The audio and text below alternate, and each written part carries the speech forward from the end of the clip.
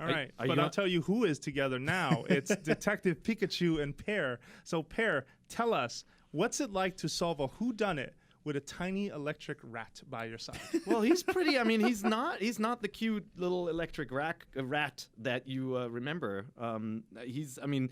Detective Pikachu's Pikachu is a little bit of a different character. It's really hilarious. I mean, it is like gameplay-wise, it's probably closest to like classic point-and-click adventures, or like even the Telltale games. Yeah. You know, it actually has a lot of voice work in it, so Pikachu talks a lot. But like right from the get-go, it sets the scene. It shows this cute Pikachu, crossing the street, and a car almost runs him over, and he goes Pika, Pika, Pika, Pika, Pika. Like he's like with a normal voice, like rants at this car. And right before that scene, he's sitting on the sidewalk, sort of having a thought in his head, which is in Japanese, and then a pretty girl's walking by, and he's like, oh, fixes his hat, walks out into the street, is like Pika, Pika, Pika. A pretty human girl? A pretty human girl. I don't know he got down like that. Yeah, right.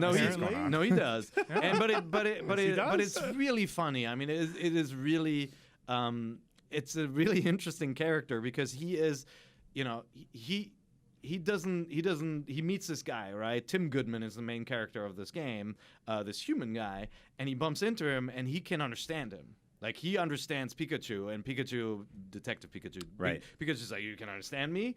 I'm sure the rest of the Pokemon but didn't have trouble understanding Ash, none of the other humans can understand Pikachu. They just hear Pika, Pika, Pika, right?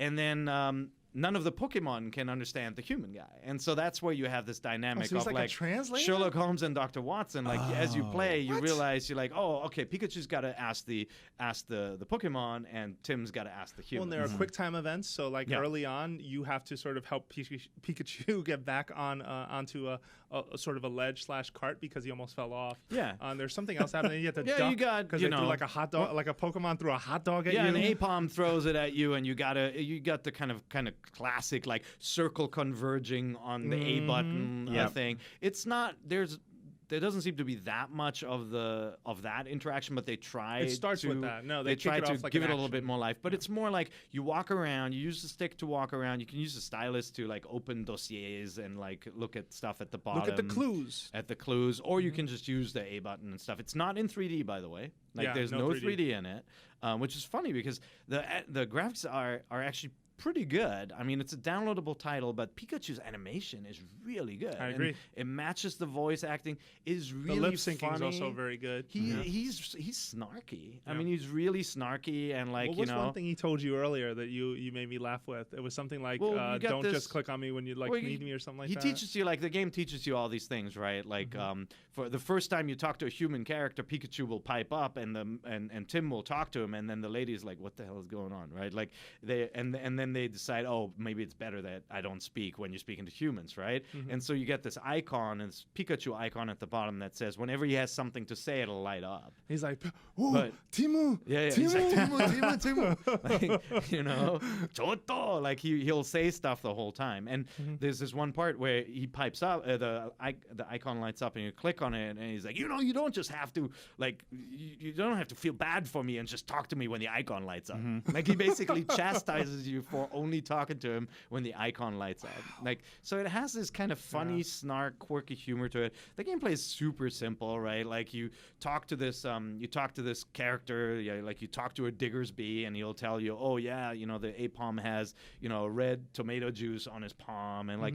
And then, you gather all these clues, and then you basically get a map of the area, and you're supposed to drag the icons into the right places. Like, oh, where did you talk to the Diggersby? Over here, right? Like, where's the Apom that has white paint? It's like over here. So you drag all these things, then you get good, and you move on. And in pursuit of this evil Apom that stole a necklace. Yeah, that's basically. Right. So the case opens up with a theft. An Apom for no reason just decides to take a necklace and run. There's two of them that causing trouble. That's where the hot dog throwing came in. It's super charming. Like, he was able to absorb a lot more, obviously, than I did. Like, I messed around with it for a night and was just like, okay, Pikachu talks a lot. A couple of other things just to note, and I've seen this posted in a few places, like this Pikachu apparently loves coffee. And he has a mysterious past. They kick off with sort of a cutscene of him getting the Sherlock hat from someone else, and then there's a car accident. He wakes up, And so there's like this crazy, like almost undertone of like there's more going on here. Well, and it's fun. he's basically his trainer, master, whatever friend is no longer around. I mean, we don't know yet what the story will reveal about that. Is he a Pikachu or the Pikachu? He's What's the difference? He's a Well, I don't know. Pikachu. I mean, I don't know if You there's know, lots the of one at them. the Macy's It is parade honestly, versus- there's the talking Meowth from New Jersey that we all know and love, and Yeah. then there are other Meowths, obviously, that you can Yes. catch in the games, and it seems to be set up the same way. There's, your Pikachu who can talk, and but it's a very, very simple game gameplay-wise, right? Like you've seen this before, but it's funny, and like I really like how they mix up things.